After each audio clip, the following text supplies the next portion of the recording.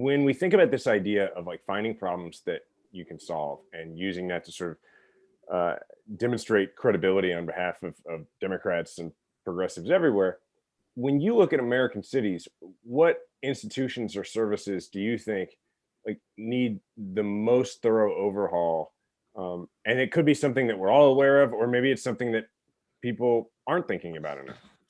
There are two pieces of it. One is obviously you always have to be focused on the basics of local government, just like education, roads, blah, blah, blah. But the thing that I would say that we do a really bad job because they have no constituency is anything that has to do with social services.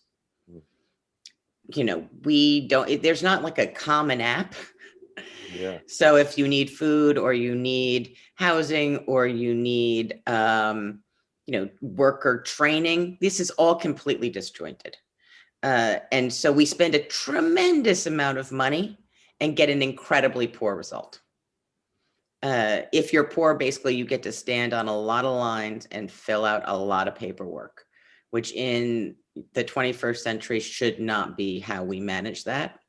Can I just say that's something people definitely don't know, what you just said. And, I've spent the last couple of years working in the veterans homelessness space. And one of the things I learned that I don't think I knew or even like came close to knowing before is that like being homeless, for instance, is a full-time job. Like you have to be at certain places at certain times, or you will not eat, or you will not sleep in a warm place. And you have to wait in lines to do that. And I'm sure you're right. Like to live in poverty in America and to survive is a full-time job. And we don't really think about that. And an incredible waste of resources, both financial as well as time, because our goal should be to get people back on their feet and out of the system. And instead, the system makes it so you can never escape. That's interesting what you're saying, because that is a little bit of there's a kernel to that is a bit of a right-wing talking point, but the kernel is correct, right? The kernel being that like we have systems that are there to keep you alive, but not to remove you from the system, like to make you permanently part of it. Yes. Not on purpose. That's what they would argue. They would argue on purpose, but I mean, the kernel of it is it happens. It happens, and it's demoralizing, extremely difficult for families, and is perpetuates poverty in the US in many cases. You escape, but for the grace of God. It is so hard to escape that system. But the other challenge in US cities is just affordability. And being able to get your foot into the middle class at all and afford a home. And in my lifetime, that has completely changed.